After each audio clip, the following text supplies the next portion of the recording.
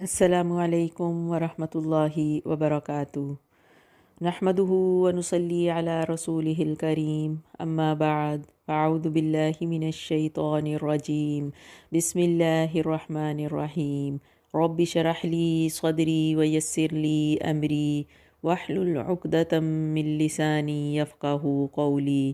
اللہم انفعنا بما علمتنا وعلمنا ما ينفعنا وزدنا علما، آمین۔ کوئی بھی عمل جو ہم اچھی نیت کے ساتھ شروع کرتے ہیں اس کا پھل بھی اچھا ہی ہوتا ہے، کیونکہ جیسا بیج ڈالا جاتا ہے ویسا ہی پھل نکلتا ہے۔ تو قرآن مجید کو پڑھنے کے پیچھے ہماری نیت کیسی ہونی چاہیے، کیونکہ یہ رمضان المبارک کے اس بابرکت مہینے میں ہم اچھی طرح جانتے ہیں کہ تمام نفلی عبادات میں سے افضل ترین عبادت قرآن پاک کا پڑھنا ہے۔ تو ہر روز ہم اس کو پڑھتے ہیں اور اپنی طرف سے کوشش کر رہے ہیں کہ ہم اس کو سمجھیں، اور اللہ سبحانہ و تعالی ہماری اس کوشش کو قبول فرمائے۔ تو ہماری پڑھنے کی نیت کیا ہو؟ سب سے پہلے تو یہ کہ ہمارے ذہن میں جب کوئی نیکی کرتے ہیں تو ہم کیوں کرتے ہیں، وہ اصل میں ہماری نیت یہی ہوتی ہے کہ ہم اللہ کی رضا چاہتے ہیں، اللہ کی رضا چاہتے ہیں۔ یا پھر اسی طرح ہم قرآن پڑھتے ہیں تو اللہ سبحانہ و تعالیٰ کے وعدے کے مطابق کہ ایک ایک حرف کے بدلے میں 10 نیکیاں عطا کروں گا، تو نیکیوں میں اضافہ کرنے کے لیے ہم اس کو پڑھتے ہیں۔ اس کے ساتھ ساتھ یہ سمجھیں، ہماری اس طرح کی نیت ہونی چاہیے کہ ہم اس کو ایک تجارت سمجھیں کہ یہ سودا ہم رب العزت کے ساتھ کر رہے ہیں، کیونکہ جس طرح اللہ سبحانہ و تعالیٰ نے مومنین سے قرآن پاک میں وعدہ فرمایا ہے کہ وہ ان کی جانوں کے بدلے اللہ سبحانہ و تعالیٰ نے مومنین کی جانوں کو خرید لیا ہے، اور اس کا جو ان کے ساتھ سودا کیا ہے وہ اس کے بدلے میں ان کو جنت عطا کرے گا۔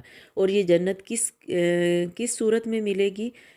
اس لیے اس طرح سے کہ ان کے بارے میں اللہ سبحانہ و تعالیٰ نے فرمایا وہ مومنین کہ جو اللہ کی کتاب پڑھتے ہیں، نماز قائم کرتے ہیں، اور جو ہم نے ان کو رزق دیا ہے اس میں سے وہ خرچ کرتے ہیں، ظاہراً بھی اور چھپے ہوئے بھی، تو وہ ایسی تجارت کی امید رکھتے ہیں، یعنی وہ ایسا سودا اللہ سبحانہ و تعالیٰ کے ساتھ کر رہے ہیں کہ جس میں سراسر فائدہ ہی فائدہ ہے، اور اس میں نقصان کی گنجائش ہی نہیں، کیونکہ ان کی نیت بہترین ہے، خالص نیت کے ساتھ وہ اللہ سبحانہ تعالیٰ کے راستے میں خرچ کر رہے ہیں، حقوق اللہ کا جہاں خیال رکھ رہے ہیں وہاں حقوق العباد کی ادائیگی کر رہے ہیں، تو وہ ایک نفع مند تجارت کر رہے ہیں۔ پھر اس قرآن کو دلوں کو آباد کرنے کی نیت سے پڑھنا چاہیے، کیونکہ جیسا کہ آپ جانتے ہیں کہ قرآن کے بغیر دل ویران ہو جاتے ہیں، اور یہ بات حدیث سے ثابت ہے کہ قرآن کی مثال ایک بارش کی طرح ہے جو بنجر زمین پر پڑتی ہے تو وہ رنگ لے آتی ہے۔ اسی طرح جب اللہ کا کلام دلوں پہ اثر کرتا ہے تو دل سیراب ہو جاتے ہیں، سرسبز و شاداب ہو جاتے ہیں۔ لہٰذا دلوں کو آباد کرنے کے لیے قرآن کے ساتھ تعلق مضبوط کیجیے، اور پھر اس کے ساتھ ساتھ الا بذکر اللہ تطمئن القلوب کے دلوں کے اطمینان کے لیے اب آپ خود دیکھیں کہ جب ہم قرآن پڑھتے ہیں، اللہ کے ساتھ اپنا کنیکشن مضبوط کرتے ہیں، تو خود بخود ہمارے دلوں میں ایک طمانینت اور سکون اترتا ہے۔ اسی طرح بالکل کہ جس اللہ سبحانہ و تعالیٰ نے فرمایا ہے کہ اس کے ذکر سے دلوں کو سکینت ملتی ہے، دلوں پہ طمانینت چھا جاتی ہے۔ تو الا بذکر اللہ تطمئن القلوب کہ خبردار اللہ کے ذکر سے دلوں کو اطمینان ملتا ہے۔ تو اللہ سبحانہ و تعالیٰ اس کے پڑھنے کی برکت سے ہمارے دلوں کی پریشانیوں کو دور فرمائے، ہمارے دلوں میں اطمینان اور سکون نازل فرمائے انشاءاللہ، اور اسی کے ذریعے ہمارے دلوں کو آباد کرے، آمین۔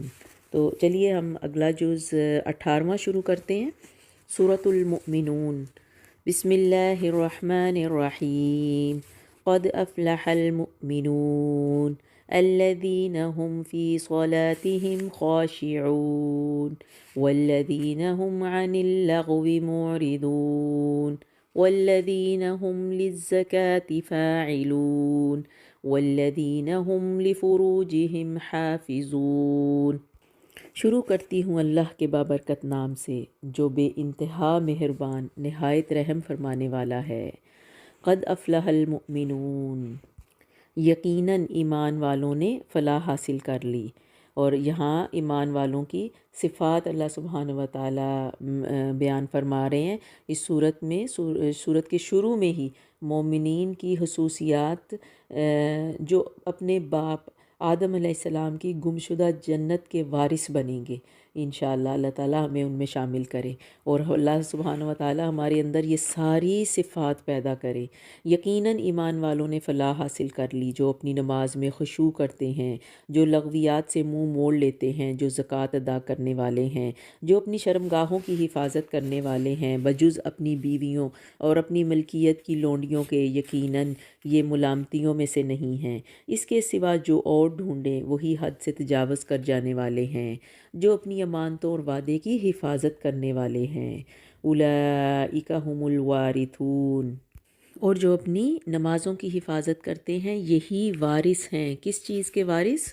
الذین یرثون الفردوس ھم فیہا خالدون، کہ جو جنت الفردوس کے وارث ہوں گے جہاں وہ ہمیشہ رہیں گے۔ یعنی ان شروع کی 11 آیات میں مومنین کی وہ صفات بیان کی گئی ہیں کہ جن کے اختیار کرنے والے پھر جنت کے وارث ٹھہریں گے۔ اور پھر اگلی آیات میں منکرین کو آخرت کے دلائل دیے گئے، جو اللہ سبحانہ و تعالیٰ پہلی مرتبہ اتنے مراحل سے گزار کر تخلیق کرتا ہے، وہ دوبارہ بھی زندہ کرنے پر قادر ہے۔ فرمایا یقیناً ہم نے انسان کو بچتی ہوئی مٹی سے پیدا کیا، پھر اسے نطفہ بنا کر محفوظ جگہ میں قرار دے دیا، پھر نطفے کو ہم نے جمع ہوا خون، پھر اس خون کے لوتھڑے کو گوشت کا ٹکڑا، پھر گوشت کے ٹکڑے میں ہڈیاں پیدا کر دیں، پھر ہڈیوں کو ہم نے گوشت پہنا دیا، پھر دوسری بناوٹ میں اس کو پیدا کر دیا۔ یہ سارے انسان کی تخلیق کے مراحل اللہ سبحانہ و تعالیٰ نے بیان فرمائے کہ سب سے پہلے انسان کس طرح سے نطفے سے پیدا کیا، اور پھر نطفے کے بعد علقہ، علقہ کے بعد مضغہ، یعنی ان نطفے کے بعد جمع ہوا خون بنایا اس کو، اور پھر اس خون کے لوتھڑے کو گوشت کا ٹکڑا بنایا، پھر گوشت کے ٹکڑے میں ہڈیاں پیدا کیں، اور پھر ہڈیوں کو ہم نے گوشت پہنا دیا۔ یعنی جیسے انسانی جسم کا ڈھانچہ ہوتا ہے اس طرح سے پورا سٹرکچر بنایا، اور پھر اس کے اوپر گوشت پہنایا، اور پھر دوسری بناوٹ میں اس کو پیدا کیا سے مراد یہ ہے کہ وہ بچہ کہ جو 9 مہینے کے بعد ایک خاص شکل و صورت لے کر ماں کے پیٹ سے باہر آتا ہے، اور یہ اس کیفیت کا بیان ہے کہ یہ سب کچھ کرنے کے بعد اسے ہم نے ایک خاص شکل دے کے پیدا کیا۔ برکتوں والا ہے وہ اللہ جو سب سے اچھا ہے پیدا کرنے والوں میں سے۔ اس کے بعد پھر تم سب یقیناً مر جانے والے ہو، پھر قیامت کے دن بلا شبہ تم سب اٹھائے جاؤ گے۔ ہم نے تمہارے اوپر 7 آسمان بنائے ہیں اور ہم مخلوقات سے غافل نہیں ہیں۔ ہم ایک صحیح اندازے سے آسمان سے پانی برساتے ہیں، پھر اسے زمین میں ٹھہرا دیتے ہیں، اور ہم اس کے لے جانے پر یقیناً قادر ہیں۔ اسی پانی کے ذریعے سے ہم تمہارے لیے کھجوروں اور انگوروں کے باغات پیدا کر دیتے ہیں کہ تمہارے لیے ان میں بہت سے میوے ہوتے ہیں، انہی میں سے تم کھاتے بھی ہو۔ اور وہ درخت جو طور سینا پہاڑ سے نکلتا ہے، جو تیل نکلتا ہے اور کھانے والے کے لیے سالن ہے۔ اس درخت سے مراد یہاں پہ زیتون کا درخت ہے کہ جس کا تیل یعنی استعمال کیا جاتا ہے، اور پھر اس کو سالن کے طور پہ بھی نبی کریم صلی اللہ علیہ وسلم نے استعمال کیا۔ تمہارے لیے چوپایوں میں بھی بڑی بھاری عبرت ہے، ان کے پیٹوں میں سے ہم تمہیں دودھ پلاتے ہیں، اور بھی بہت سے نفع تمہارے لیے ان میں ہیں۔ ان میں سے بعض کو تم کھاتے بھی ہو، اور ان پر اور کشتیوں پر تم سوار کیے جاتے ہو۔ یقیناً ہم نے نوح کو اس کی قوم کی طرف رسول بنا کے بھیجا۔ پھر سے یہاں اللہ سبحانہ و تعالیٰ قوموں کے قصے بیان کرنا شروع کرتے ہیں، کیونکہ بار بار اللہ سبحانہ و تعالیٰ نے ان مشرکین مکہ کے سامنے پچھلی اقوام کے قصے کس وجہ سے بیان کیے کہ ان کی قوموں نے، ان پیغمبروں کی قوموں نے جب انکار کیا حق بات ماننے سے، تو پھر ان کا کیا انجام ہوا۔ تو تم اس طرح کے انجام سے بچو، اور نبی کریم صلی اللہ علیہ وسلم کی بات پر ہاں کرو اور ان کی ہدایات پر عمل کرو، انکار مت کرو، شرک مت کرو۔ تو یہاں پھر سے نوح علیہ السلام کا قصہ شروع ہوتا ہے۔ یقیناً ہم نے نوح کو اس کی قوم کی طرف رسول بنا کر بھیجا۔ اس نے کہا ہے میری قوم کے لوگو، اللہ کی عبادت کرو، اس کے سوا تمہارا کوئی معبود نہیں۔ کیا تم اس سے نہیں ڈرتے؟ اس کی قوم کے کافر سرداروں نے جواب دیا کہ یہ تو تم جیسا ہی انسان ہے، یہ تم پر فضیلت اور بڑائی حاصل کرنا چاہتا ہے۔ اگر اللہ ہی کو منظور ہوتا تو کسی فرشتے کو اتارتا، ہم نے تو اسے اپنے اگلے باپ دادوں کے زمانے میں سنا ہی نہیں۔ یقیناً اس شخص کو جنون ہے، پس تم اسے ایک وقت مقرر تک ڈھیل دو۔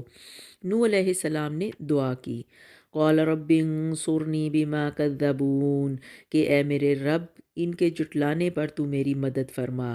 فَأَوْحَيْنَا إِلَيْهِ أَنِ اصْنَعِ الْفُلْكَ بِأَعْيُنِنَا وَوَحْيِنَا فَإِذَا جَاءَ أَمْرُنَا وَفَارَتِ النُّورُ، اور پھر ہم نے ان کی طرف وحی بھیجی کہ تم ہماری آنکھوں کے سامنے ہماری وحی کے مطابق ایک کشتی بناؤ جب ہمارا حکم آ جائے اور تنور ابل پڑے۔ یعنی تنور ابل پڑے سے یہاں کیا مراد ہے؟ یہ مراد روئے زمین ہی ہے کہ ساری زمین ایک چشمے میں تبدیل ہو جائے گی اور بے پناہ پانی چشموں کی طرح ابل پڑے گا۔ تو جب تنور ابل پڑے تو ہر قسم کا ایک ایک جوڑا اس میں رکھ لے۔ یعنی یہ نوح علیہ السلام کو اللہ سبحانہ و تعالیٰ کی طرف سے ہدایت کی جا رہی ہے کہ پھر تم حیوانات، نباتات، ثمرات ہر ایک میں سے ایک ایک جوڑا یعنی نر اور مادہ کشتی میں رکھ لینا۔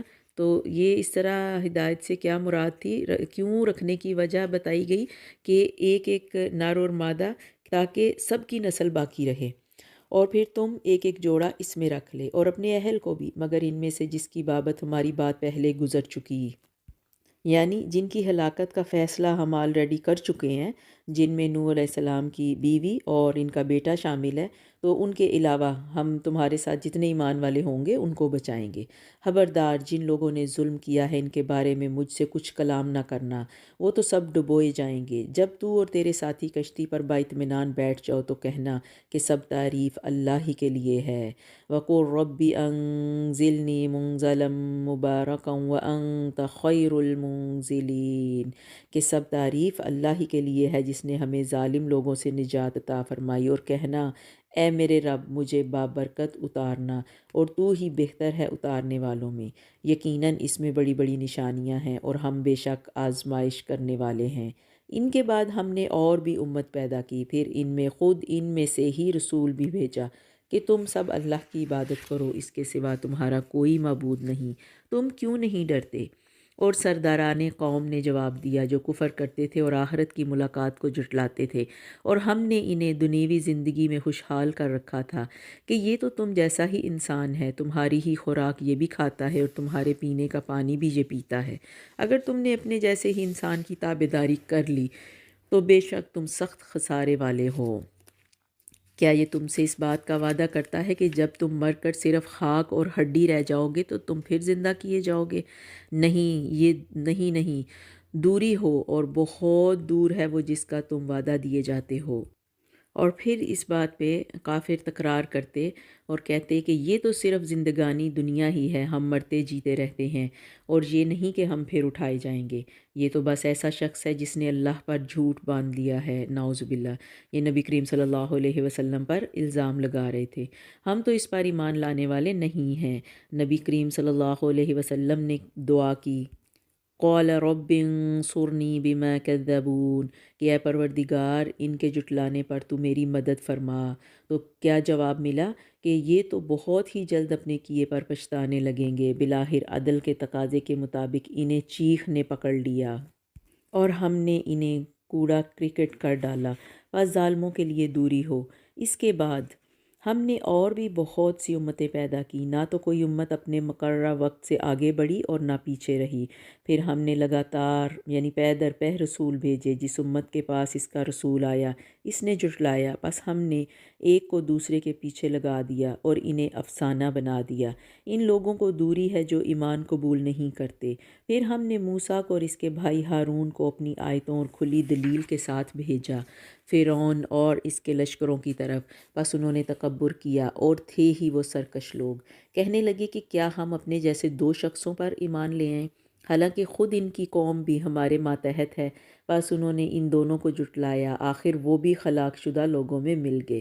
ہم نے تو موسیٰ کو کتاب بھی دی کہ لوگ راہ راست پر آ جائیں۔ ہم نے ابن مریم اور ان کی والدہ کو ایک نشانی بنایا، یعنی عیسیٰ علیہ السلام اور مریم علیہ السلام، ان دونوں کا ذکر ہے۔ ان دونوں کو بلند، صاف، قرار والی اور جاری پانی والی جگہ میں پناہ دی۔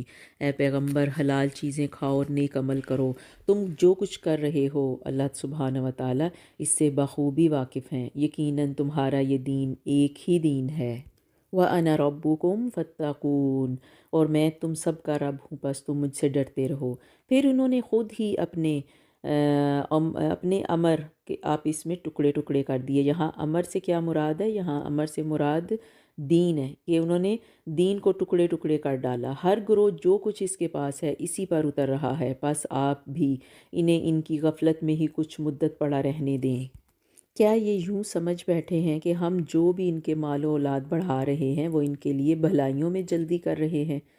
نہیں، بلکہ یہ سمجھتے ہی نہیں۔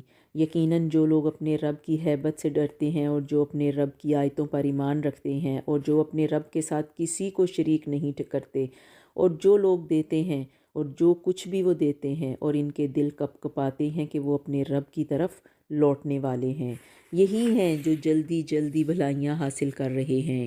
اولئک یسارعون فی الخیرات، اور یہی ہیں جو ان کی طرف دوڑ کر جانے والے ہیں۔ وَهُمْ لَهَا سَابِقُونَ وَلَا نُكَلِّفُ نَفْسًا إِلَّا وُسْعَهَا وَلَدَيْنَا كِتَابٌ يَنطِقُ بِالْحَقِّ وَهُمْ لَا يُظْلَمُونَ، ہم کسی نفس کو اس کی طاقت سے زیادہ تکلیف نہیں دیتے۔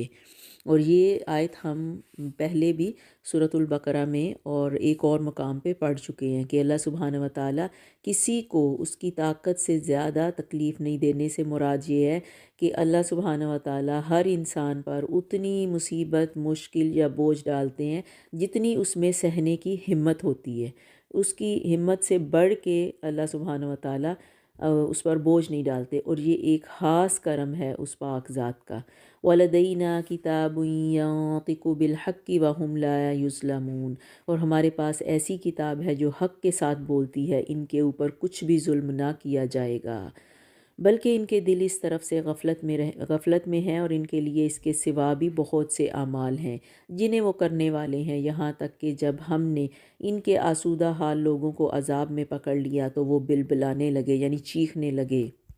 تو کیا فرمایا گیا کہ آج مت چیخو، یقیناً تم ہمارے مقابلے پر مدد نہ کیے جاؤ گے۔ میری آیتیں تمہارے سامنے پڑھی جاتی تھیں، پھر بھی تم اپنی ایڑیوں کے بل الٹے بھاگتے تھے، اکڑتے، تکبر کرتے، افسانہ گوئی کرتے اسے چھوڑ دیتے تھے۔ یعنی مشرکین مکہ قرآن کو اگلوں کی کہانیاں، یعنی جو ہم سے پہلے لوگ گزر چکے ہیں ان کی داستانیں ہیں بس اس قرآن میں، یہ بات کہہ کے جھٹلا دیتے۔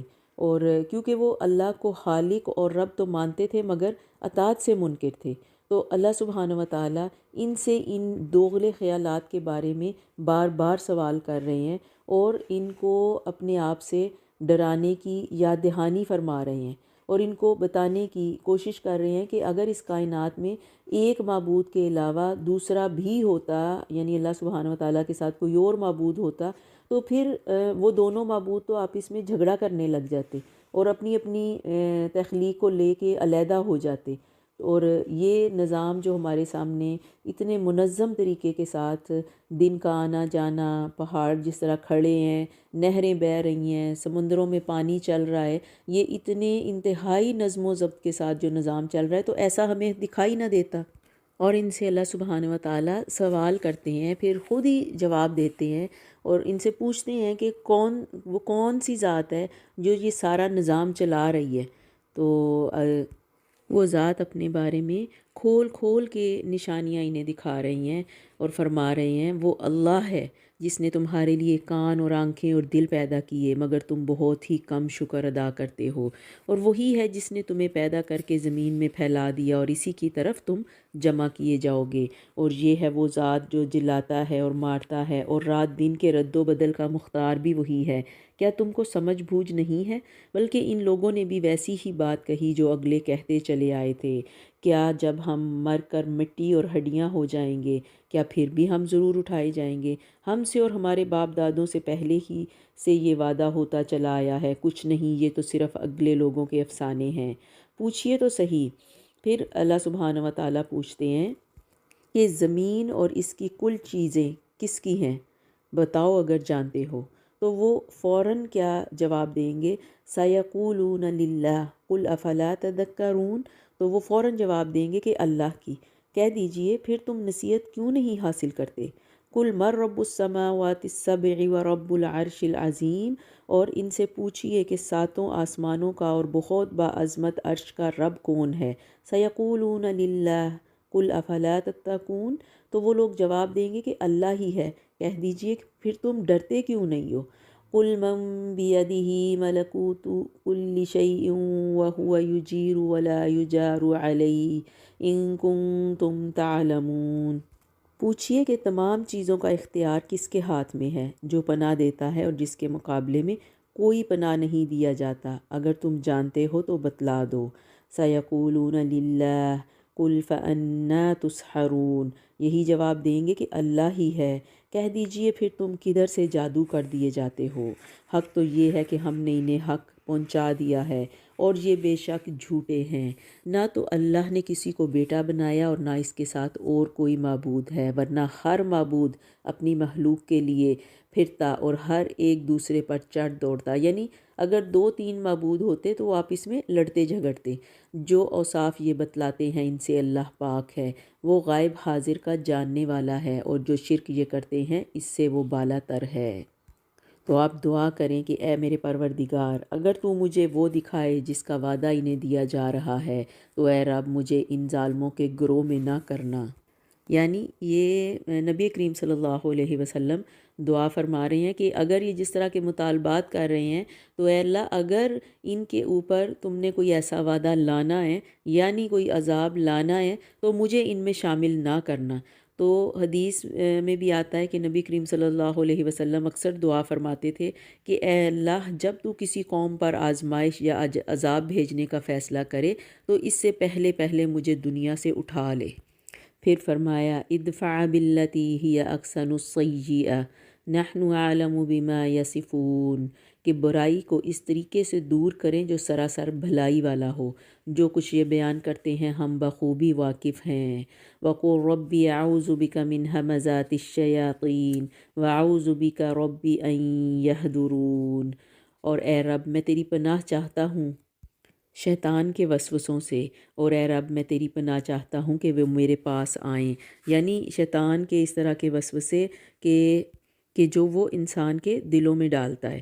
تو اسی لیے نبی کریم صلی اللہ علیہ وسلم نے تاکید فرمائی کہ ہر اہم کام کی ابتدا اللہ کے نام سے کرو، یعنی بسم اللہ پڑھ کر، کیونکہ اللہ کی یاد شیطان کو دور کر دینے والی چیز ہے، اور اسی لیے آپ یہ دعا فرمایا کرتے تھے بسم اللہ اعوذ بکلمات اللہ التامۃ من غضبہ وعقابہ ومن شر عبادہ ومن ہمزات الشیاطین وان یحضرون۔ اور ہمیں بھی اپنی دعاؤں میں یہ دعا شامل کرنی چاہیے۔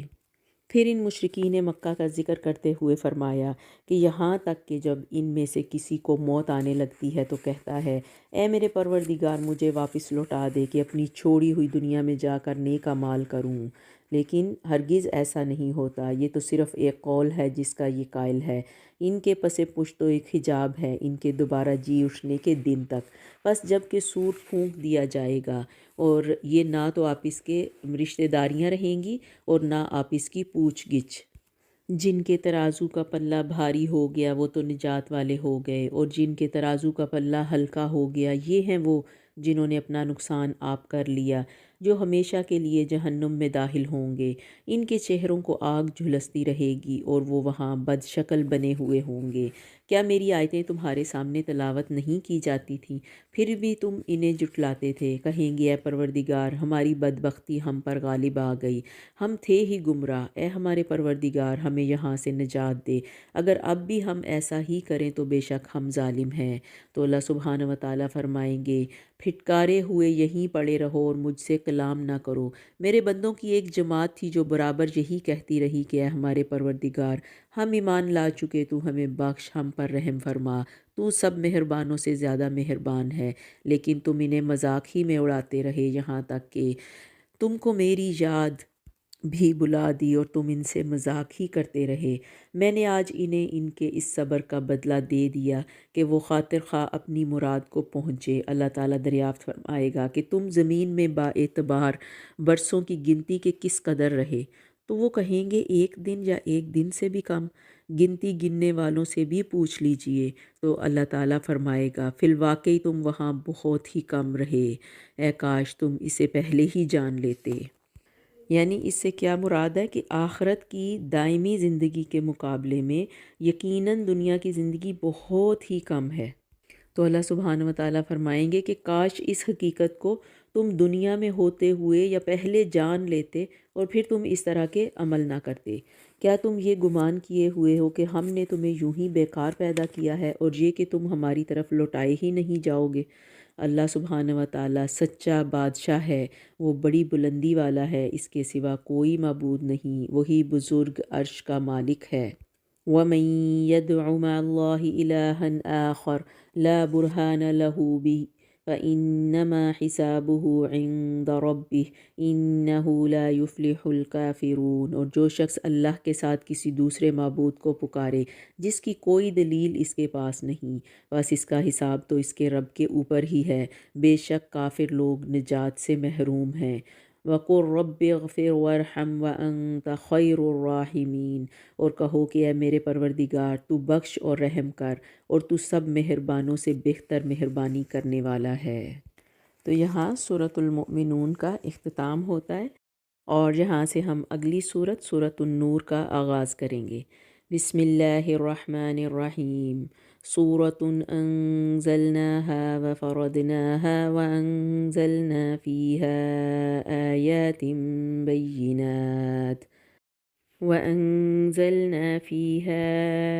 آیات بینات لعلکم تذکرون۔ الزانية والزاني فاجلدوا كل واحد منهما 100 جلدة ولا تأخذكم بهما رأفة في دين الله إن كنتم تؤمنون بالله واليوم الآخر وليشهد عذابهما طائفة من المؤمنين۔ شروع کرتی ہوں اللہ کے بابرکت نام سے جو نہایت مہربان اور رحم فرمانے والا ہے۔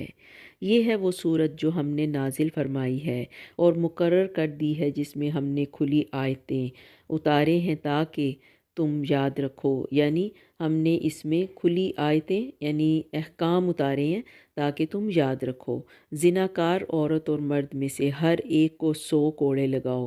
ان پر اللہ کی شریعت کی حد جاری کرتے ہوئے تمہیں ہرگز ترس نہیں کھانا چاہیے۔ اگر تمہیں اللہ پر اور قیامت کے دن پر ایمان ہو، ان کی سزا کے وقت مسلمانوں کی ایک جماعت موجود ہونی چاہیے۔ یعنی سورۃ النور کے شروع میں ہی اللہ سبحانہ و تعالیٰ کی طرف سے احکامات شروع ہو جاتے ہیں، اور یہ احکام مسلمانوں پر ایک امت کی حیثیت سے فرض کا درجہ رکھتے ہیں۔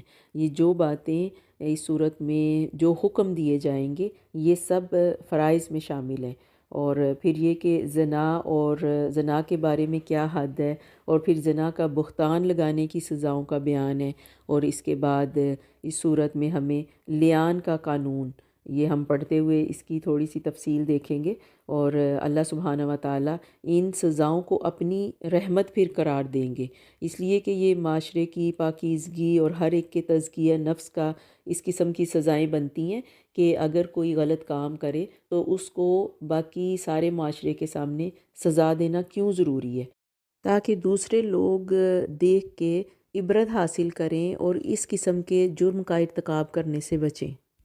اور پھر فرمایا الزانی لا ينكح الا زانیۃ او مشرکا والزانیۃ لا ينكحها الا دان او مشرک وحرم ذلك علی المؤمنین، کہ زانی مرد بجز زانیہ یا مشرکہ عورت کے کسی اور سے نکاح نہیں کر سکتا، اور زناکار عورت سے بھی بجز زانی یا مشرک مرد کے اور کوئی نکاح نہیں کرتا، اور ایمان والوں پر یہ حرام کر دیا گیا۔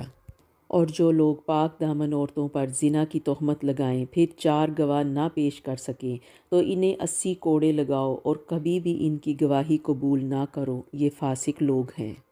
تو اس آیت میں قذف یعنی بہتان تراشی کی سزا بیان کی جا رہی ہے کہ جو شخص کسی پاک دامن عورت پر عورت یا مرد پر زنا کی تہمت لگائے، اور اسی طرح جو عورت کسی پاک دامن مرد یا عورت پر، یعنی اگر چاہے وہ مرد تہمت لگائے یا عورت تہمت لگائے، تو اس کے بارے میں حکم کیا ہے کہ وہ اس کو بطور ثبوت 4 گواہ پیش کرے، اور اگر یہ 4 گواہ پیش نہ کر سکے تو ان کے لیے پھر یہاں پہ 3 حکم بیان کیے گئے کہ انہیں 80 کوڑے لگائے جائیں، ان کی شہادت کبھی قبول نہ کی جائے، اور وہ اللہ کے نزدیک ایسے لوگ فاسق قرار دیے گئے۔ ہاں، جو اس کے بعد جو توبہ کر لیں اور اصلاح کر لیں تو اللہ تعالیٰ بخشنے والا مہربانی کرنے والا ہے۔ پھر اگلا حکم، اور جو لوگ اپنی بیویوں پر بدکاری کی تہمت لگائیں اور ان کا کوئی گواہ بجز خود ان کی ذات کے نہ ہو، تو ایسے لوگوں میں سے ہر ایک کا ثبوت یہ ہے کہ 4 مرتبہ اللہ کی قسم کھا کر کہے کہ وہ سچوں میں سے ہے، اور 5ویں مرتبہ کہے کہ اس پر اللہ کی لعنت ہو اگر وہ جھوٹوں میں سے ہو۔ اور اس عورت سے سزا اس طرح دور ہو سکتی ہے کہ وہ 4 مرتبہ اللہ کی قسم کھا کر کہے کہ یقیناً اس کا مرد جھوٹ بولنے والوں میں سے ہے، اور 5ویں دفعہ کہے کہ اس پر اللہ کا غضب ہو اگر اس کا خاوند سچوں میں سے ہو۔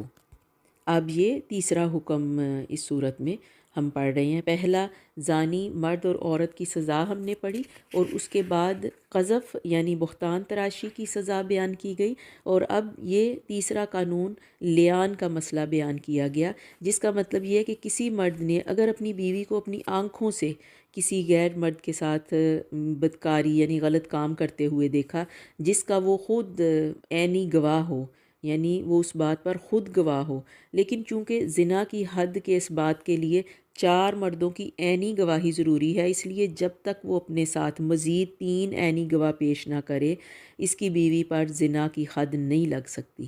لیکن اپنی آنکھوں سے دیکھ لینے کے بعد ایسی بدچلن بیوی کو اگر اس کے لیے اپنے پاس رکھنا مشکل ہو، ناممکن ہو، تو شریعت نے پھر اس کا یہ حل یہ پیش کیا کہ یہ شخص عدالت میں جا کے یا پھر حاکم وقت کے سامنے یعنی 4 مرتبہ اللہ کی قسم کھا کر یہ کہے کہ وہ اپنی بیوی پر زنا کی تہمت لگانے میں سچا ہے، اور یا پھر یہ کہ 5ویں، اور پھر اس کے ساتھ 5ویں مرتبہ وہ کہے کہ اگر وہ جھوٹا ہے تو اس پر اللہ کی لعنت ہے۔ تو اس کا اگلا حکم اس طرح سے کہ اگر خاوند کے جواب میں بیوی سچی ہے تو وہ پھر 4 مرتبہ قسم کھا کر یہ کہے گی کہ اس کا خاوند جھوٹا ہے، اور 5ویں مرتبہ کہے کہ اگر اس کا خاوند سچا ہے اور میں جھوٹی ہوں تو مجھ پر اللہ کا غضب نازل ہو، تو اس صورت میں وہ اس الزام سے اور اس زنا کی سزا سے بچ جائے گی، اور پھر اس کے بعد ان دونوں کے درمیان ہمیشہ کے لیے جدائی ہو جائے گی۔ اور اسے لیان اس لیے کہتے ہیں کہ اس میں دونوں ہی اپنے آپ کو جھوٹا ہونے کی صورت میں مستحق لعنت یعنی اپنے اوپر وہ لعنت بھیجیں گے 5ویں دفعہ۔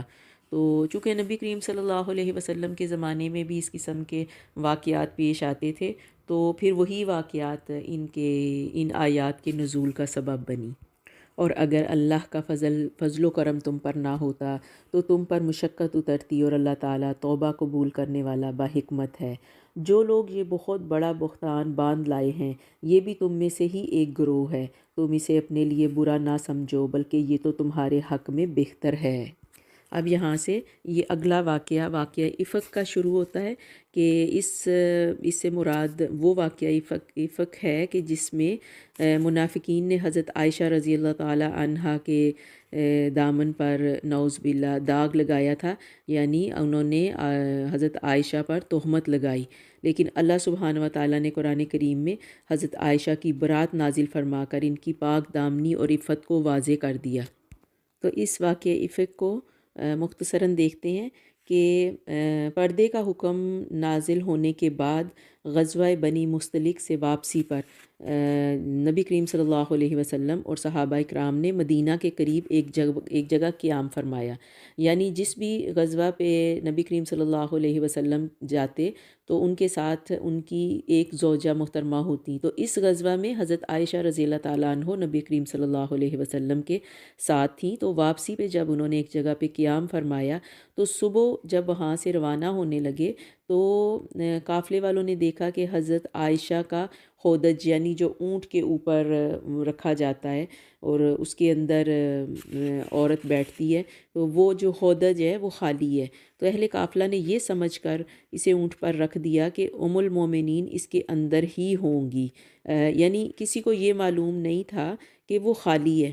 اور کیونکہ جب اس کو حضرت عائشہ بہت دبلی پتلی اور بالکل نازک سی تھیں، تو وہ اس کو اٹھا کے رکھنے والوں کو اندازہ نہ ہو سکا کہ اندر ام المومنین موجود ہیں کہ نہیں، تو اس وجہ سے انہوں نے اوپر رکھ دیا اور وہاں سے روانہ ہو گئے۔ حضرت عائشہ اپنے ہار کی تلاش میں باہر نکلی ہوئی تھیں۔ جب واپس آئیں تو دیکھا کہ قافلہ چلا گیا ہے، تو یہ سوچ کر وہیں لیٹ رہیں کہ جب ان کو میری غیر موجودگی کا علم ہوگا تو تلاش کے لیے واپس آئیں گے۔ تھوڑی دیر کے بعد صفوان بن معطل رضی اللہ عنہ آ گئے، جن کی ذمہ داری یہ تھی کہ قافلے کی رہ جانے والی چیزیں سنبھال لیں۔ تو انہوں نے حضرت عائشہ کو حکم حجاب سے پہلے دیکھا ہوا تھا۔ انہیں دیکھتے ہی انا للہ پڑھا اور سمجھ گئے کہ قافلہ غلطی سے یا بے علمی میں ام المومنین کو یہیں چھوڑ کر آگے نکل گیا۔ چنانچہ انہوں نے انہیں اپنے اونٹ پر بٹھایا اور خود نکیل تھامے پیدل چلتے قافلے کو جا ملے۔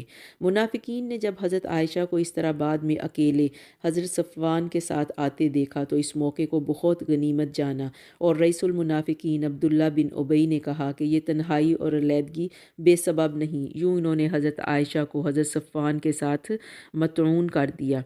دراصل دونوں ان باتوں سے بے خبر تھے۔ بعض مخلص مسلمان بھی منافقین کے اس پروپیگنڈے کا شکار ہو گئے، مثلا جن میں حضرت حسان، مستح بن اثاثہ اور حمنہ بنت جہش رضی اللہ عنہم شامل تھیں۔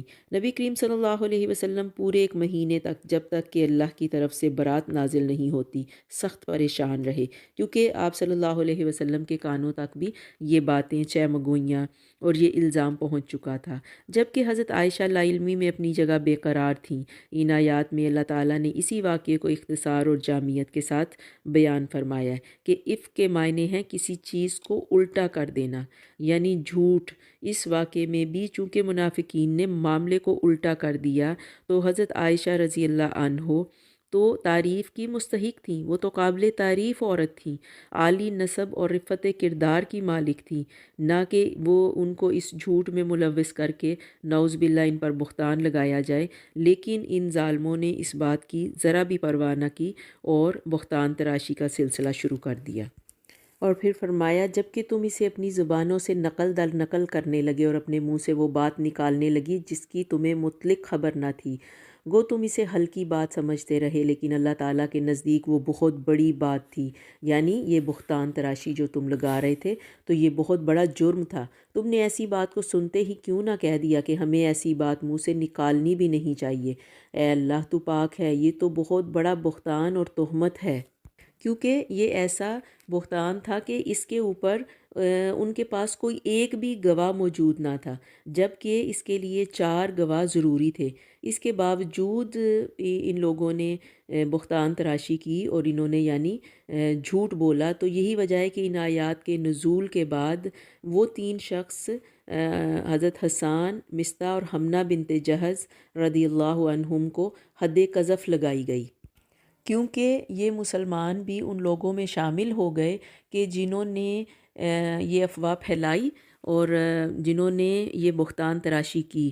تو یہ اس عذاب عظیم کا باعث تھا۔ اس کا مطلب یہ ہے کہ افواہ سازی اور اس کی نشر و اشاعت کرنا بھی جرم عظیم ہے، جس پر انسان جو ہے بہت بڑے عذاب کا مستحق ہو سکتا ہے۔ اللہ سبحانہ و تعالیٰ کی طرف سے۔ اللہ تعالیٰ تمہارے سامنے اپنی آیتیں بیان فرما رہا ہے اور اللہ تعالیٰ علم و حکمت والا ہے۔ جو لوگ مسلمانوں میں بے حیائی پھیلانے کے آرزو مند رہتے ہیں ان کے لیے دنیا اور آخرت میں دردناک عذاب ہے۔ اللہ سب کچھ جانتا ہے اور تم کچھ بھی نہیں جانتے۔ یہ بات نہ ہوتی اگر تم پر اللہ کا فضل اور اس کی رحمت نہ ہوتی، اور یہ بھی کہ اللہ تعالیٰ بڑی شفقت رکھنے والا اور مہربان ہے۔ ایمان والو، شیطان کے قدم بہ قدم نہ چلو۔ جو شخص شیطانی قدموں کی پیروی کرے تو وہ تو بے حیائی اور برے کاموں کا ہی حکم دے گا، اور اگر اللہ تعالیٰ کا فضل و کرم تم پر نہ ہوتا تو تم میں سے کوئی بھی کبھی بھی پاک صاف نہ ہوتا، لیکن اللہ جسے پاک کرنا چاہتا ہے کر دیتا ہے، اور اللہ سب سننے والا سب جاننے والا ہے۔ تم میں سے جو بزرگی اور کشادگی والے ہیں انہیں اپنے قرابت داروں، مسکینوں اور مہاجروں کو راہ اللہ دینے سے قسم نہ لینی چاہیے، بلکہ معاف کر دینا اور درگزر کر لینا چاہیے۔ کیا تم نہیں چاہتے کہ اللہ تعالیٰ تمہارے قصور معاف فرما دے؟ اللہ تعالیٰ سب گناہوں کو معاف فرمانے والا مہربان ہے۔ یعنی اللہ سبحانہ و تعالیٰ مسلمانوں کو بھی نصیحت کر رہے ہیں کہ اس طرح تم نے کسی افواہ پہ اگر عمل کیا ہے، اس کے پیچھے لگ گئے ہو، تو یہ تم نہیں جانتے کہ کسی کی عزت و آبرو پر اس طرح حملہ کرنا اور کسی کی پاک دامنی یا کسی کے خاندان کی تذلیل کرنا بھی اللہ کے نزدیک بہت بڑا گناہ ہے، تو تم نے اس کو بالکل ہلکا سمجھ لیا۔ اور پھر مزید اللہ سبحانہ و تعالیٰ نے فرمایا کہ تم نے سنتے ہی یہ کیوں نہیں کہا کہ ہمیں ایسی بات منہ سے نکالنی بھی نہیں چاہیے، یہ یقیناً بہتان عظیم ہے۔ تو اللہ سبحانہ و تعالیٰ نے عائشہ رضی اللہ تعالیٰ عنہ کی برات فرمائی، انہیں اس الزام سے بری الذمہ قرار دیا، ان پر جو تہمت لگائی جا رہی تھی، تو اللہ سبحانہ و تعالیٰ نے ان کی پاک دامنی کی خود گواہی دی۔ اور پھر فرمایا کہ جو لوگ پاک دامن بھولی بھالی یا با ایمان عورتوں پر تہمت لگاتے ہیں وہ دنیا اور آخرت میں ملعون ہیں، ان کے لیے بڑا بھاری عذاب ہے، جبکہ ان کے مقابلے میں ان کی زبانیں، ان کے ہاتھ پاؤں ان کے اعمال کی گواہی دیں گے۔ اس دن اللہ تعالیٰ انہیں پورا پورا بدلہ حق و انصاف کے ساتھ دے گا، اور وہ جان لیں گے کہ اللہ تعالیٰ ہی حق ہے اور وہی ظاہر کرنے والا ہے۔ خبیث عورتیں خبیث مردوں کے لائق ہیں اور خبیث مرد خبیث عورتوں کے، اور پاک دامن عورتیں پاک دامن مردوں کے لائق ہیں اور پاک مرد پاک عورتوں کے لائق ہیں۔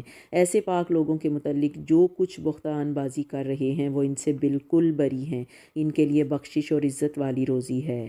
پھر آگے سے اگلا حکم شروع ہوتا ہے کہ یا ایھا الذین آمنوا لا تدخلوا بیوتا غیر بیوتکم حتی تستأنسوا وتسلموا علی اہلہا ذالکم خیر لکم لعلکم تذکرون، کہ اے لوگو، اے ایمان والو، اپنے گھروں کے سوا اور گھروں میں نہ جاؤ جب تک کہ اجازت نہ لے لو، یعنی گھر میں داخل ہونے سے پہلے اجازت لینے کا حکم، کہ پہلے دروازے پہ نوک کرو، اور یا پھر دوسرا طریقہ یہ کہ وہاں کے رہنے والوں کو سلام کر لو، یہی تمہارے لیے بہتر ہے تاکہ تم نصیحت حاصل کرو۔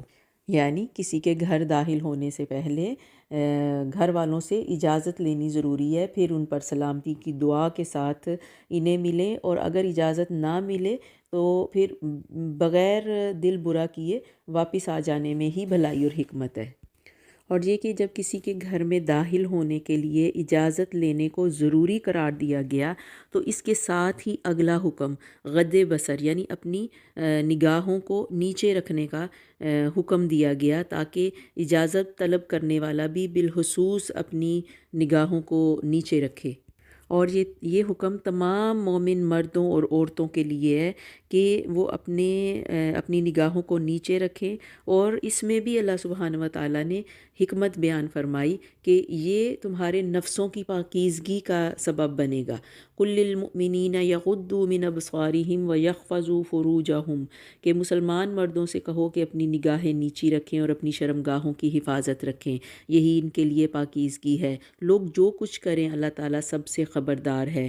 مسلمان عورتوں سے کہو کہ وہ بھی اپنی نگاہیں نیچی رکھیں اور اپنی عصمت میں یعنی اپنی عزت میں فرق نہ آنے دیں، اور اپنی زینت کو ظاہر نہ کریں۔ اپنی زینت کو ظاہر نہ کرنے سے مراد کیا ہے؟ اسے مراد وہ لباس اور زیور، ہر قسم کا وہ زیور آتا ہے کہ جو عورت اپنی زینت کے لیے استعمال کرتی ہے، اور یہ زینت کا اظہار، اس کی تاکید انہیں صرف اپنے خاوند کے لیے کی گئی ہے۔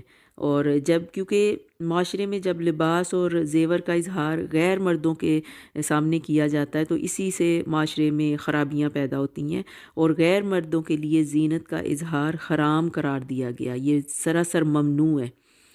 اور پھر فرمایا سوائے اس کے کہ جو ظاہر ہو جائے، یعنی ایسی زینت جو خود بخود ظاہر ہو جائے۔ اس سے مراد یہ کہ جسم کا وہ حصہ کہ جس کا پردہ کرنا ممکن نہ ہو، یعنی وہ اس صورت میں کہ جیسے اگر آپ کسی کو کوئی چیز پکڑا رہے ہیں تو آپ کا ہاتھ دکھائی دیا ہے یا ہتھیلیاں، یا پھر دیکھتے ہوئے آنکھوں کا ظاہر ہو جانا، اس قسم کی زینت کے جو ارادتاً نہیں غیر ارادتاً کسی کے سامنے آ جائے، تو اس کے برعکس وہ زینت کہ جس کو چھپانے کا حکم دیا گیا اور آپ اس کو چھپا سکتے ہیں، اس کا اظہار صرف محرم کے سامنے یعنی اپنے خاوند کے سامنے جائز قرار دیا گیا۔ اور اپنے گریبانوں پر اپنی اوڑھنیاں بچھائے رکھو، یعنی اپنے آپ کو مکمل طور پہ کور کر کے باہر نکلو اور اپنی آرائش کو ظاہر نہ کرو، سوائے اپنے خامدوں کے یا اپنے والد کے یا اپنے سسر کے یا اپنے لڑکوں کے یا اپنے خامند کے لڑکوں کے یا اپنے بھائیوں کے یا اپنے بھتیجوں کے یا اپنے بھانجوں کے۔ یہ سب یعنی محرم گنوائے گئے ہیں کہ ان محرموں کے سامنے آپ زینت کا اظہار کر سکتے ہیں۔ اور یہ فہرست گنوائی گئی کہ یہ ایسے لوگ ہیں کہ جن سے عورت کو کوئی اس کی عزت کو کوئی خطرہ نہ ہو، لیکن وہ رشتے کہ جن سے فتنے میں مبتلا ہونے کا اندیشہ ہوتا ہے تو پھر شریعت ایسے لوگوں کے سامنے اظہار کرنے سے منع کرتی ہے۔ یا اپنے میل جول کی عورتوں کے یا غلاموں کے یا ایسے نوکر چاکر مردوں کے جو شہوت والے نہ ہوں، یا ایسے بچوں کے جو عورتوں کے پردے کی باتوں سے مطلع نہیں اور اس طرح زور زور سے پاؤں مار کر نہ چلیں کہ ان کی پوشیدہ زینت معلوم ہو جائے۔ وَتُوبُوا إِلَى اللَّهِ جَمِيعًا أَيُّهَا الْمُؤْمِنُونَ لَعَلَّكُمْ تُفْلِحُونَ، اے مسلمانوں تم سب کے سب اللہ کی توبہ کرو تاکہ تم نجات پاؤ۔ پھر فرمایا تم میں سے جو مرد عورت بے نکاح کے ہوں ان کا نکاح کر دو، اور اپنے نیک بخت غلام لونڈیوں کا بھی، یعنی یہاں پہ ایسے مرد عورت مراد ہیں کہ وہ عورت کہ جس کا خاوند نہ ہو یا وہ مرد جس کی بیوی نہ ہو، تو ایسے لوگوں کا نکاح کر دینا چاہیے۔ یعنی وہ عورتیں، ان میں کنواری، بیوہ، مطلقہ تینوں قسم کی عورتیں آ جاتی ہیں کہ بغیر نکاح کے بالغ عورت نہ رہے بلکہ اس کا نکاح کر دیا جائے، اور اسی طرح مردوں کا بھی۔ اگر وہ مفلس بھی ہوں تو اللہ تعالیٰ انہیں اپنے فضل سے امیر بنا دے گا۔ اللہ تعالیٰ کشادگی والا اور علم والا ہے۔ ان لوگوں کو پاک دامن رہنا چاہیے جو اپنا نکاح کرنے کی طاقت نہیں رکھتے ہوں، یعنی وہ لوگ کہ جو اپنا نکاح نہیں کر سکتے، یعنی ان کو شادی کی استطاعت حاصل نہ ہو، تو پھر ان کو پاک دامن کس طرح رہنا چاہیے کہ ان کے لیے نفلی روزے رکھنے کی تاکید کی گئی۔ اور فرمایا کہ اے نوجوانوں کی جماعت، تم میں سے جو شادی کی طاقت رکھتا ہے اسے شادی کر لینی چاہیے، اور اس لیے کہ اس سے آنکھوں اور شرمگاہ کی حفاظت ہو جاتی ہے، اور جو شادی کی طاقت نہیں رکھتا اسے چاہیے کہ وہ کثرت سے نفلی روزے رکھے، اور اس طرح روزے اس کی جنسی خواہش کو قابو میں رکھیں گے۔ پھر اس صورت کی ایک خوبصورت آیت اللہ سبحانہ و تعالیٰ نے جس میں ہدایت اور ایمان کو نور سے یعنی روشنی سے تعبیر کیا اور جہالت اور کفر کو اندھیروں کے ساتھ، اور فرمایا اللہ نور السماوات والارض مثل نورہ کمشکاۃ فیہا مصباح، کہ اللہ سبحانہ و تعالیٰ نور ہے آسمانوں کا اور زمین کا، اس کے نور کی مثال مثل ایک تاک کے ہے جس میں چراغ ہو، المصباح فی زجاجہ، اور چراغ شیشے کی قندیل میں ہو، اور شیشہ مثل چمکتے ہوئے روشن ستارے کے ہو، وہ چراغ ایک بابرکت درخت زیتون کے تیل سے جلایا جاتا ہو، جو درخت نہ مشرقی ہے نہ مغربی، خود وہ تیل قریب ہے کہ آپ ہی روشنی دینے لگے، اگرچہ اسے آگ نہ بھی چھوئے تو نور پر نور ہے۔ یہاں نور پر نور سے مراد دین اسلام اور ایمان ہے، یعنی اللہ سبحانہ و تعالیٰ جن کے اندر ایمان کی رغبت اور اس کی طلب دیکھتا ہے، ان کی اس نور کی طرف رہنمائی فرماتے ہیں جس سے دین اور دنیا کی سعادتوں کے دروازے اس شخص کے لیے کھل جاتے ہیں کہ نور پر نور ہے۔ اللہ تعالیٰ اپنے نور کی رہنمائی کرتا ہے جسے چاہے۔ لوگوں کو یہ مثالیں اللہ تعالیٰ بیان فرما رہا ہے۔ اللہ ہر چیز کے حال سے بخوبی واقف ہے۔ پھر اگلا حکم، ان گھروں میں جن کے ادب و احترام کا اور اللہ تعالیٰ کا نام وہاں لیے جانے کا حکم ہے، وہاں صبح و شام اللہ کی تسبیح بیان کرتے ہیں۔ اب یہاں تسبیح سے مراد نماز ہے، یعنی اہل ایمان جن کے دل ایمان اور ہدایت کے نور سے روشن ہوتے ہیں، وہ صبح و شام مسجدوں میں اللہ کی رضا کے لیے نماز پڑھتے ہیں، اس کی عبادات کرتے ہیں۔ ایسے لوگ جنہیں تجارت اور خرید و فروخت اللہ کے ذکر اور نماز کے قائم کرنے اور زکوٰۃ ادا کرنے سے غافل نہیں کرتی، اس دن سے ڈرتے ہیں جس دن بہت سے دل اور بہت سی آنکھیں الٹ پلٹ ہو جائیں گی، اس ارادے سے کہ اللہ انہیں ان کے اعمال کا بہترین بدلہ دے گا، بلکہ اپنے فضل سے اور کچھ زیادتی بھی عطا فرمائے گا۔ اللہ تعالیٰ جسے چاہے بے شمار روزیاں دیتا ہے، اور کافروں کے اعمال مثل اس چمکتی ہوئی ریت کے ہیں جو چٹیل میدان میں ہو، جسے پیاسا شخص دور سے پانی سمجھتا ہے لیکن جب اس کے پاس پہنچتا ہے تو اسے کچھ بھی نہیں پاتا۔ ہاں، اللہ کو اپنے پاس پاتا ہے جو اس کا حساب پورا پورا چکا دیتا ہے۔ اللہ سبحانہ و تعالیٰ بہت جلد حساب کر دینے والا ہے۔ پھر لوگوں کو ایمان کی دعوت اور توحید کے بہت سے دلائل کے ساتھ منافقین کو نصیحت کی گئی کہ اپنا دوگلا پن چھوڑ دیں اور رسول صلی اللہ علیہ وسلم کی اطاعت کریں، اور سچے مومنوں کی تعریف ان الفاظ میں کی گئی، انما کان قول المؤمنین اذا دعوا الی اللہ ورسولہ لیحکم بینہم ان یقولوا سمعنا واطعنا واولئک هم المفلحون۔ اہل ایمان کی بات تو یہ ہوتی ہے جب وہ اپنی کسی باہمی نزاع کے فیصلے کے لیے اللہ اور اس کے رسول کی طرف بلائے جاتے ہیں تو کہتے ہیں کہ ہم نے سنا اور مانا، اور در حقیقت یہی لوگ ہیں جو فلاح پانے والے ہیں۔ من یطع اللہ ورسولہ ویخش اللہ ویتقہ فاولئک هم الفائزون۔ جو بھی اللہ تعالیٰ کی اور اس کے رسول کی فرما برداری کریں، خوف الہی رکھیں اور ان کے عذابوں سے ڈرتے رہیں، وہی نجات پانے والے ہیں۔ بڑی پختگی کے ساتھ اللہ تعالیٰ کی قسمیں کھا کھا کر کہتے ہیں کہ آپ کا حکم ہوتے ہی نکل کھڑے ہوں گے۔ کہہ دیجئے کہ پس قسمیں نہ کھاؤ، تمہیں حقیقت معلوم ہے جو کچھ تم کر رہے ہو، اللہ تعالیٰ اس سے باخبر ہے۔ کہہ دیجئے کہ اللہ کا حکم مانو، رسول اللہ کی اطاعت کرو۔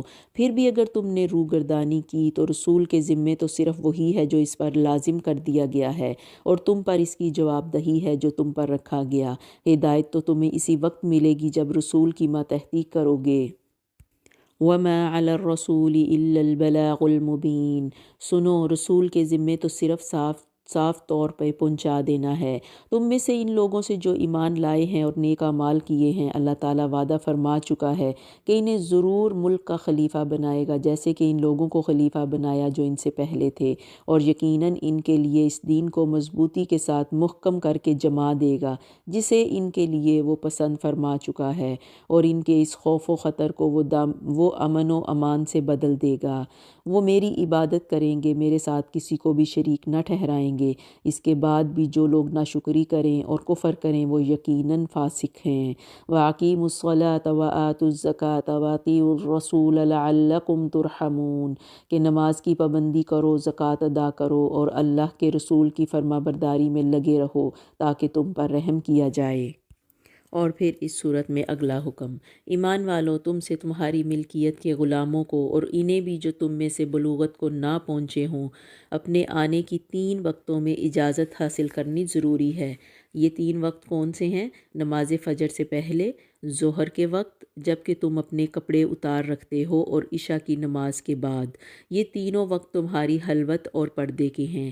ان وقتوں کے ماں سوا نہ تو تم پر کوئی گناہ ہے اور نہ ان پر، تم سب آپس میں ایک دوسرے کے پاس بکثرت آنے جانے والے ہو۔ اللہ اس طرح کھول کھول کر اپنے احکام تم سے بیان فرما رہا ہے۔ اللہ تعالیٰ پورے علم اور کامل حکمت والا ہے۔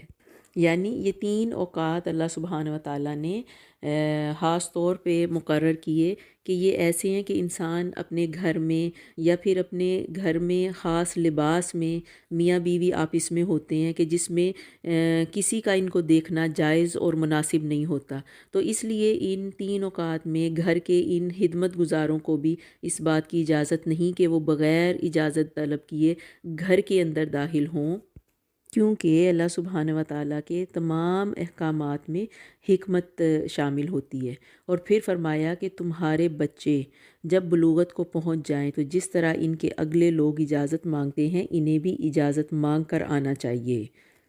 یعنی جب بچہ بالغ ہو جائے تو بلوغت کے بعد ان کا حکم عام مردوں کی طرح ہو جاتا ہے، اس بچے کا حکم بھی۔ اس لیے اس کے لیے بھی ضروری ہے کہ جب بھی وہ گھر میں آئیں تو پہلے اجازت طلب کریں، اور پھر اس کے بعد اللہ تعالیٰ تم سے اسی طرح اپنی آیتیں بیان فرماتا ہے۔ اللہ ہی علم و حکمت والا ہے۔ بڑی بوڑھی عورتیں جنہیں نکاح کی امید یعنی انہیں اب خواہش نہ رہی ہو، وہ اگر اپنے کپڑے اتار رکھیں تو ان پر کوئی گناہ نہیں، بشرطیکہ وہ اپنا بناؤ سنگار ظاہر کرنے والیاں نہ ہوں۔ اب ان سے مراد وہ بوڑھی عورتیں لی گئی ہیں کہ جن کو ایک تو جیسے حیض آنا بند ہو چکا ہوتا ہے، ان کی زیادہ عمر ہو جانے کی وجہ سے، یعنی وہ ولادت کے قابل نہ رہی ہوں، اور پھر یہ کہ ان کے اندر جنسی کشش کم ہو چکی ہو، بلکہ وہ ختم ہو چکی ہو، نہ وہ کسی مرد سے نکاح کی خواہش رکھتی ہوں اور نہ ہی مرد ان کے لیے ایسے جذبات رکھتے ہوں۔ تو ایسی عورتوں کو پردے میں تخفیف کی اجازت دی جا رہی ہے یہاں پہ، لیکن اس کے ساتھ یہ بھی فرما دیا گیا کہ تاہم اگر ان سے بھی احتیاط رکھیں تو ان کے لیے یہ بہت افضل ہے کہ یعنی پھر بھی اگر عورت ایسی بوڑھی عورت بھی اس میں تخفیف نہ کرے بلکہ بدستور بڑی چادر یا برقع جس طرح خود کو ڈھانپنے کے لیے استعمال کرنے کا حکم ہے وہ اسی طرح استعمال کرتی رہے تو یہ ان کے لیے بہتر ہے، اور اللہ تعالیٰ سنتا اور جانتا ہے۔ اندھے پر، لنگڑے پر، بیمار پر اور خود تم پر مطلقاً کوئی حرج نہیں کہ تم اپنے گھروں سے کھا لو، یا اپنے باپوں کے گھروں سے، یا اپنی ماؤں کے گھروں سے، یا اپنے بھائیوں کے گھروں سے، یا اپنی بہنوں کے گھروں سے، یا اپنے چچاؤں کے گھروں سے، یا پھپھیوں کے گھروں سے، یا اپنے ماموں کے گھروں سے، یا اپنی خالاؤں کے گھروں سے، یا ان گھروں سے جن کی کنجیوں کے تم مالک ہو، یا اپنے دوستوں کے گھروں سے۔ تم پر بھی کوئی گناہ نہیں، تم سب ساتھ بیٹھ کر کھانا کھاؤ یا الگ الگ، بس جب تم گھروں میں جانے لگو تو اپنے گھر والوں کو سلام کر لیا کرو۔ تو اب یہ جو ہم نے پڑھا ہے کہ اندھے، لنگڑے، بیمار، ان پر کوئی حرج نہیں کہ وہ اپنے گھروں سے کھا لیں یا اپنے باپوں کے گھروں سے۔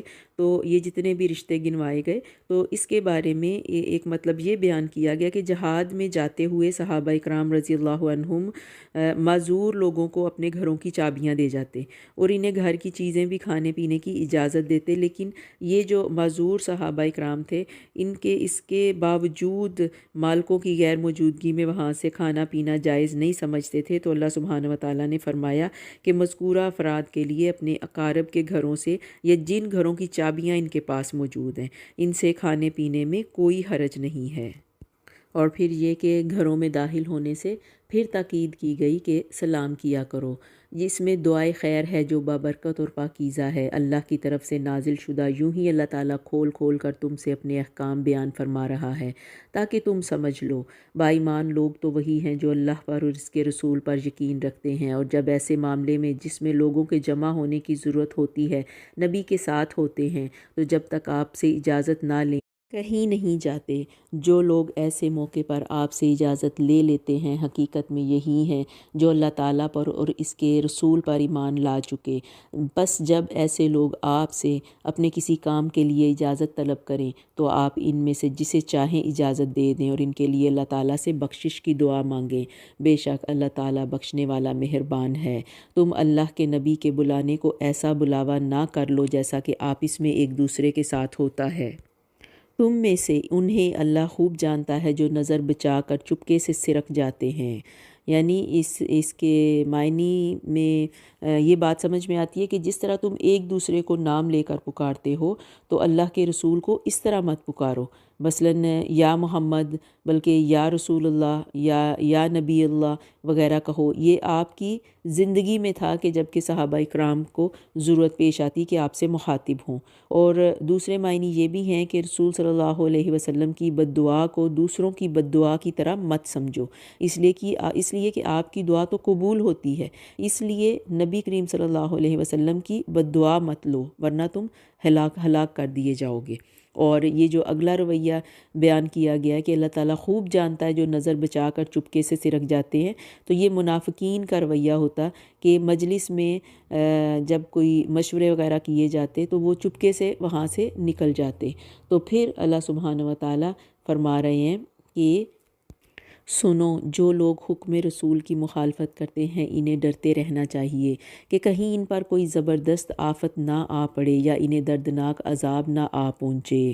الا ان للہ ما فی السماوات والارض قد يعلم ما انتم علیہ ویوم یرجعون الیہ فینبئہم بما عملوا واللہ بکل شیء علیم، کہ آگاہ رہو کہ آسمان و زمین میں جو کچھ ہے سب اللہ ہی کا ہے، جس روش پر تم ہو وہ اسے بخوبی جانتا ہے، اور جس دن یہ سب اس کی طرف لوٹائے جائیں گے اس دن ان کو ان کے کیے سے وہ خبردار کر دے گا، اللہ تعالیٰ سب کچھ جاننے والا ہے۔ تو یہاں پہ سورۃ النور کا اختتام ہوتا ہے اور اگلی سورت سورۃ الفرقان کا آغاز ہوتا ہے۔ بسم اللہ الرحمن الرحیم، تبارک الذی نزل الفرقان علی عبدہ لیکون للعالمین نذیرا، الذی لہ ملک السماوات والارض ولم يتخذ ولدا ولم يكن له شريك في الملك وخلق كل شيء فقدره تقديرا۔ شروع کرتی ہوں اللہ کے بابرکت نام سے جو نہایت مہربان اور رحم فرمانے والا ہے۔ بہت بابرکت ہے وہ اللہ تعالیٰ جس نے اپنے بندے پر فرقان اتارا تاکہ وہ لوگوں کے لیے آگاہ کرنے والا بن جائے۔ اب یہاں فرقان سے کیا مراد ہے کہ حق و باطل کے درمیان، توحید و شرک اور عدل و ظلم کے درمیان فرق کرنے والا، یعنی اس قرآن کو ایک اللہ سبحانہ و تعالیٰ نے یہاں پہ کسوٹی قرار دیا کہ جو حق و باطل کے درمیان فرق کرتی ہے، تو اس قرآن نے کھول کر ان امور کی وضاحت کر دی، اس لیے اسے فرقان سے تعبیر کیا گیا۔ اسی اللہ کی سلطنت ہے آسمانوں اور زمین کی، اور وہ کوئی اولاد نہیں رکھتا، نہ اس کی سلطنت میں کوئی اس کا شریک ہے، اور ہر چیز کو اس نے پیدا کر کے ایک مناسب اندازہ ٹھہرا دیا ہے۔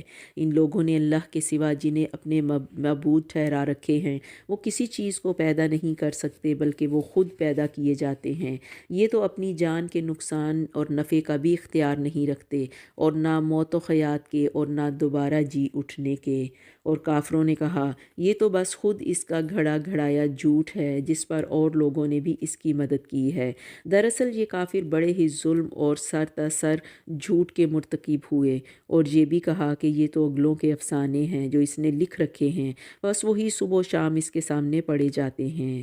کہہ دیجئے کہ اسے تو اس اللہ نے اتارا ہے جو آسمان و زمین کی تمام پوشیدہ باتوں کو جانتا ہے، بے شک وہ بڑا ہی بخشنے والا مہربان ہے۔ اور انہوں نے کہا کہ یہ کیسا رسول ہے کہ کھانا کھاتا ہے اور بازاروں میں چلتا پھرتا ہے، یعنی وہ نبی کریم صلی اللہ علیہ وسلم کے بارے میں کہتے کہ یہ تو ہمارے ہی جیسا بشر ہے، حالانکہ رسول تو کوئی بشر نہیں ہوتے، تو یہ ہماری طرح کھانا کھاتا ہے، چلتا پھرتا ہے۔ تو اللہ سبحانہ و تعالیٰ ان کی اس بات کو بالکل رد کرتے ہیں، کیونکہ یہ کہہ رہے ہیں کہ یہ بالکل ہماری طرح کا ایک انسان ہے، یہ کیسا رسول ہے کہ کھانا کھاتا ہے، بازاروں میں چلتا پھرتا ہے، اس کے پاس کوئی فرشتہ کیوں نہیں بھیجا جاتا؟ یعنی ان کو یہ مطالبہ تھا ان کا کہ ہمیں سامنے ایک فرشتہ نظر آئے کہ جو اس کے پاس وحی لے کے آئے، اور جس طرح یہ کہتا ہے کہ میرے پاس فرشتہ آتا ہے جو میرے اوپر وحی کا نزول ہوتا ہے، تو یہ سب کچھ ہمیں سامنے دکھائی دے کہ وہ بھی اس کے ساتھ ہو کر ڈرانے والا بن جاتا، یا اس کے پاس کوئی خزانہ ہی ڈال دیا جاتا۔ یعنی یہ جس طرح سے یہ بھی اللہ سے دعائیں کرتا ہے اور وہ رزق مانگتا ہے، تو وہ اس قسم کی ضرورت سے یعنی طلب رزق سے وہ بالکل بے نیاز ہوتا، اور یا اس کے پاس کوئی خزانہ ہی ڈال دیا جاتا، یا اس کا کوئی باغ ہی ہوتا جس میں یہ کھاتا۔ اور ان ظالموں نے کہا کہ تم ایسے آدمی کے پیچھے ہو لیے ہو جس پر جادو کر دیا گیا ہے۔ یعنی یہ چاہتے تھے کہ ان کی حیثیت بالکل الگ تھلگ اور مختلف سی ہو. کبھی وہ کہتے کہ یہ فرشتے کی طرح ہو، کبھی کہتے کہ ہمارے سامنے اس کے اوپر وحی نازل ہو، کبھی کہتے کہ یہ بے پناہ خزانوں کا مالک ہوتا اور اسے رزق حاصل کرنے کی تمنا نہ ہوتی، یہ ہماری طرح کام کاج نہ کرتا. تو یہ اور پھر یہ کہتے کہ یہ ایسا شخص ہے کہ اس کے پاس جادو ہے. تو بس یہ ان کے نہ ماننے کے بس من گھڑت طریقے تھے. اور یہ بس جب انسان کسی کو ماننا نہیں چاہتا تو وہ طرح طرح کی باتیں، طرح طرح کے دلائل، الٹی سیدھی حرکتیں کرتا ہے. تو یہ سب باتیں مشرکین مکہ کر رہے ہیں کہ نبی کریم صلی اللہ علیہ وسلم کے بارے میں، کیونکہ وہ آپ کی رسالت کو ماننا ہی نہیں چاہتے تھے. پھر فرمایا خیال تو کیجئے کہ یہ لوگ آپ کی نسبت کیسی کیسی باتیں بناتے ہیں، بس جس سے خود ہی بہک رہے ہیں اور کسی طرح راہ پر نہیں آ سکتے. اللہ تو ایسا بابرکت ہے کہ اگر چاہے تو آپ کو بہت سے ایسے باغات عنایت فرما دے جو ان کے کہے ہوئے باغ سے بہت ہی بہتر ہوں، جن کے نیچے نہریں بہہ رہی ہوں، اور آپ کو بہت سے پختہ محل بھی دے دے. بات یہ ہے کہ یہ لوگ قیامت کو جھوٹ سمجھتے ہیں، اور قیامت کے جھٹلانے والوں کے لیے ہم نے بھڑکتی ہوئی آگ تیار کر رکھی ہے. جب وہ انہیں دور سے دیکھے گی تو یہ اس کا غصے سے بپھرنا اور دھاڑنا سنیں گے، اور جب یہ جہنم کی کسی تنگ جگہ میں پھینک دیے جائیں گے تو وہاں اپنے لیے موت ہی موت پکاریں گے. یعنی وہاں پھر سے یہ موت کی تمنا کریں گے. آج ایک ہی موت کو نہ پکارو بلکہ بہت سی اموات کو پکارو. یعنی جہنمی جب جہنم کے عذاب سے تنگ آ کر آرزو کریں گے کہ کاش انہیں موت آ جائے تو وہ فنا کے گھاٹ اتر جائیں، یعنی پھر سے وہ ختم کر دیے جائیں، تو انہیں کہا جائے گا کہ اب ایک موت نہیں کئی موتوں کو پکارو. مطلب یہ کہ اب تمہاری قسمت میں ہمیشہ کے لیے طرح طرح کے عذاب ہیں، یعنی موتیں ہی موتیں ہیں، تو تم کہاں تک موت کا مطالبہ کرو گے. آپ کہہ دیجئے کہ کیا یہ بہتر ہے یا وہ ہمیشگی والی جنت جس کا وعدہ پرہیزگاروں سے کیا گیا ہے. وعد المتقون کانت لہم جزاء و مصیرا، جو ان کا بدلہ اور ان کے لوٹنے کی اصل جگہ ہے، اور وہ جو چاہیں گے ان کے لیے وہاں موجود ہوگا ہمیشہ رہنے والے. یہ تو آپ کے رب کے ذمہ وعدہ ہے جو قابل درخواست ہے. اور جس دن اللہ تعالیٰ انہیں اور سوائے اللہ کے جنہیں یہ پوچھتے رہے انہیں جمع کر کے پوچھے گا کہ کیا میرے ان بندوں کو تم نے گمراہ کیا یا یہ خود ہی راہ سے گم ہو گئے، تو وہ جواب دیں گے کہ تو پاک ذات ہے، خود ہمیں ہی یہ زیبا نہ تھا کہ تیرے سوا اوروں کو اپنا کارساز بناتے. بات یہ ہے کہ تو نے انہیں اور ان کے باپ دادوں کو آسودگیاں عطا فرمائیں یہاں تک کہ وہ نصیحت بھلا بیٹھے. یہ لوگ تھے ہی ہلاک ہونے والے، تو انہوں نے تو تمہیں تمہاری تمام باتوں میں جھٹلایا. اب نہ تو تم میں عذابوں کے پھیرنے کی طاقت ہے نہ مدد کرنے کی. تم میں سے جس جس نے ظلم کیا ہم اسے بڑا عذاب چکھائیں گے. وما أرسلنا قبلك من المرسلين إلا إنهم ليأكلون الطعام ويمشون في الأسواق وجعلنا بعدكم لبعد فتنة أتصبرون وَكَانَ رَبُّكَ بَصِيرًا. اور ہم نے آپ سے پہلے جتنے رسول بھیجے سب کے سب کھانا بھی کھاتے تھے اور بازاروں میں بھی چلتے تھے، اور ہم نے تم میں سے ہر ایک کو دوسرے کی آزمائش کا ذریعہ بنایا. کیا تم صبر کرو گے؟ تیرا رب سب کچھ دیکھنے والا ہے. تو یہاں 18ویں پارے کا اختتام ہوتا ہے. تو کل ہم انشاءاللہ سورۃ الفرقان کو جاری رکھتے ہوئے 19ویں پارے کا آغاز کریں گے.